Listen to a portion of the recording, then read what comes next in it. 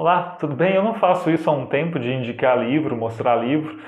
Não é um review que eu faço aqui, não é coisa chique, é uma mera olhadinha junto com você para o dicionário de Lutero que me chegou ontem, né, publicado este ano pela Sinodal Faculdades Est, que é a tradução do original em alemão, publicado como Das Luther Lexikon de 2014. É um trabalho de mais de 170 especialistas em Lutero e assuntos tangenciais de vários lugares, né? Obviamente uma grande maioria de pessoas alemãs, mas também de outros lugares do mundo, dos Estados Unidos, inclusive. E eu achei por acaso, né, olhando aqui a lista dos responsáveis pelos verbetes, por acaso o Ricardo Ritt, que é brasileiro, né, que é lá do Rio Grande do Sul. Aqui diz Canoas, né, por seu trabalho certamente na UBRA, mas residente em São Leopoldo.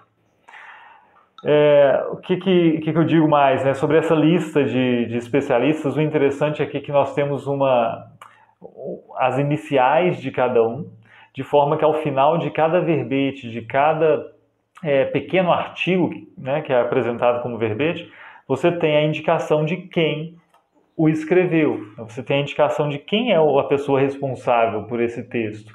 Isso eu acho um cuidado muito, muito interessante. E também a indicação, também por iniciais, de quem foi que traduziu, porque são 4 tradutores diferentes, nomes até conhecidos por quem acompanha as obras de Lutero, as publicações mais especializadas da Sinodal.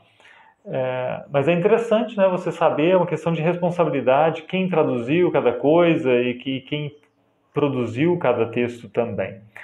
O que nós temos no dicionário? Né? Não é um dicionário só sobre Lutero, especificamente, não é só sobre a vida de Lutero ou sobre sua obra.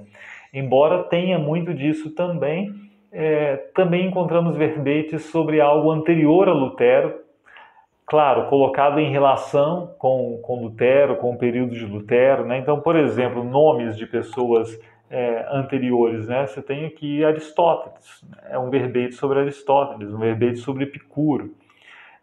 Também pessoas mais contemporâneas, né? Martin Bucer, você tem depois, né, Calvino, Gabriel Biel, né? Vai ter Bernardo de Claraval, esses bem previsíveis, né? Todo mundo esperaria. Alguns nem tanto também vão aparecer aqui, mas não são só pessoas, são também lugares. Lugares, por exemplo, né? Augsburgo, sobre a cidade. Tem um verbete sobre a cidade de Augsburgo e tem um verbete sobre as dietas imperiais de Augsburgo, né? Eu olho na lista aqui, né? Por exemplo, o que é bacana, né? A organização é muito boa. Adão, velho, novo Adão. Você não tem um verbete específico sobre isso, mas então ele te encaminha ao verbete, porque alguém pode procurar esse verbete, te encaminha ao verbete ser humano que vai tratar sobre isso. Outros exemplos, né, de assuntos também, não são só lugares ou pessoas. Adiáforas, questões adiáforas.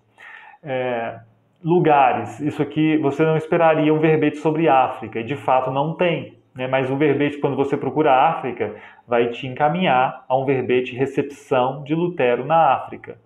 Isso é uma parte que é interessante, né? A recepção de Lutero tem vários lugares e momentos aqui.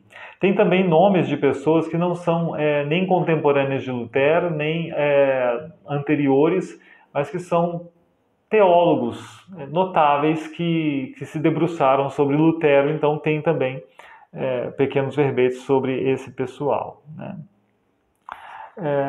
Eu acho muito, muito bacana, assim, a forma da organização ficou muito clara, ficou muito, muito agradável de se ler, né? Os assuntos são variados e, não sei, supriu a minha expectativa nesse sentido. Acho que é bem útil. O que mais eu digo para vocês, né? Por exemplo, tem verbetes também inesperados, né? Um aqui que eu não esperava encontrar e que por acaso eu me deparei com ele é cão, né? O verbete é cão e não fala do diabo, não, é sobre cachorro mesmo.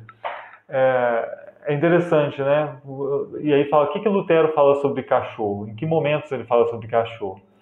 Coisa que eu não sei que alguém pensaria nisso, né? Diz assim que para saber a raça do cachorro de Lutero, é só uma questão de hipótese, porque não tem muito definido.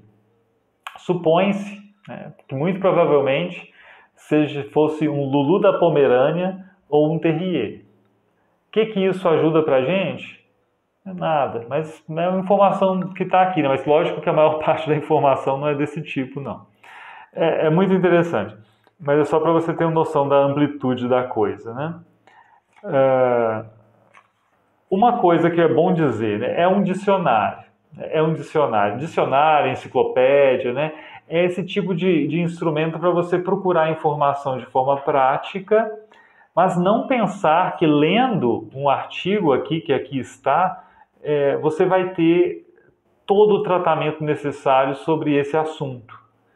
Por exemplo, o verbete Antigo Testamento, agora por acaso eu abri, ocupa 2 páginas. É claro, vai falar do tratamento de Lutero sobre o Antigo Testamento, alguma coisa histórica, né? Alguma questão teológica também, mas é resumido, né? Não é assim, eu sei tudo de Lutero sobre o Antigo Testamento lendo essas 2 páginas. É óbvio que não.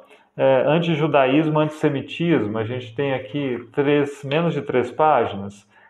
Claro que não vai esgotar o assunto, claro que não vai resolver todas as polêmicas, mas é uma porta de entrada para o assunto, né? E quando você não tem tempo de lidar com o assunto à exaustão, não tem tempo de conferir fontes primárias, fontes secundárias, assim, artigos, livros, você vai procurar isso aqui para ter uma noção inicial, né?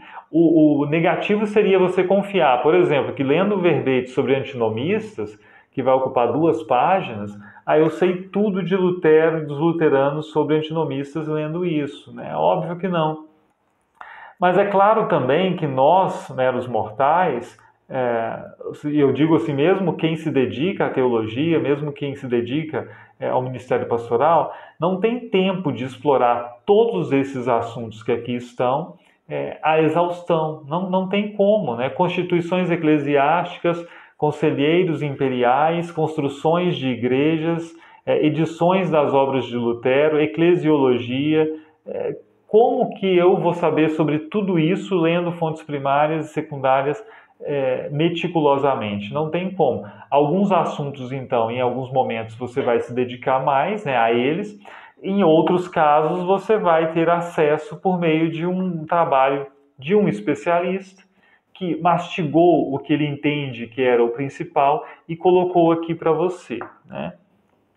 Uma coisa assim que eu não me adapto muito bem a esse tipo de obra, mas eu entendo que é característica do gênero, né, do tipo de literatura, do dicionário, é a falta de referências para algumas informações, né? Às vezes você tem muita coisa dita e tem que ficar na confiança, né? Você confia em quem está escrevendo, e a pessoa não vai ter o cuidado de te dar todas as referências, sejam primárias ou secundárias, né? Pedro Lombardo, por exemplo, vai dizer um monte de coisas sobre a história do Pedro Lombardo, sem demonstrar passo a passo. No final tem assim uma bibliografia básica, né, mas óbvio que não é daqui que se tirou tudo, pelo menos não faz sentido, né?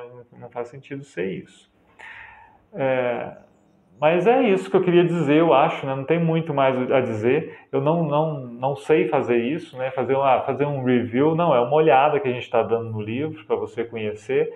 Se você tem curiosidade para saber assim, esse tipo de verbete tem esse verbete, eu posso olhar e te falar, né? O tratamento disso é maior ou é muito breve, né? Eu posso dizer isso para você.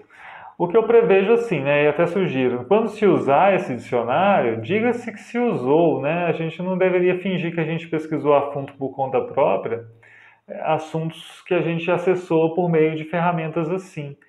Isso faz parte da honestidade acadêmica também. Mas pode ser muito útil, né? Pode ser muito útil sim. Eu pelo menos, prevejo que eu utilizarei bastante no dia a dia mesmo, né? O que mais eu deveria dizer, né? Eu não sei mais o que eu deveria dizer sobre esse livro. Ou quando eu apresento qualquer livro, né? Não tenho feito isso recentemente, mas o que mais se espera? O que vocês esperam que eu diga que eu não disse aqui? Eu não sei mesmo. Então, se você tiver uma sugestão para eu melhorar nisso, né, quando eu for fazer outro, embora eu não faça muito, pode me dizer.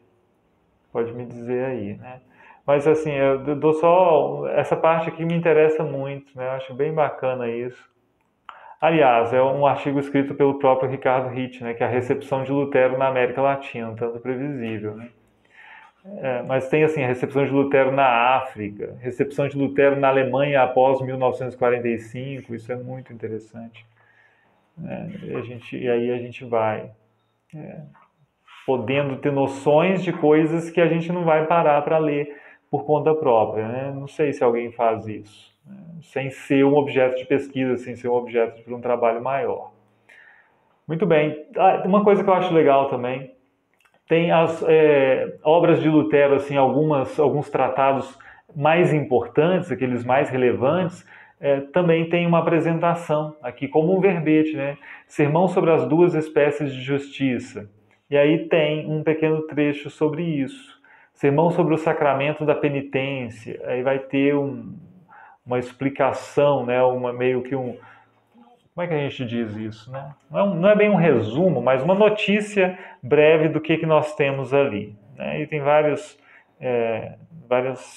textos de Lutero que são assim apresentados nesse dicionário. Pois é isso, né?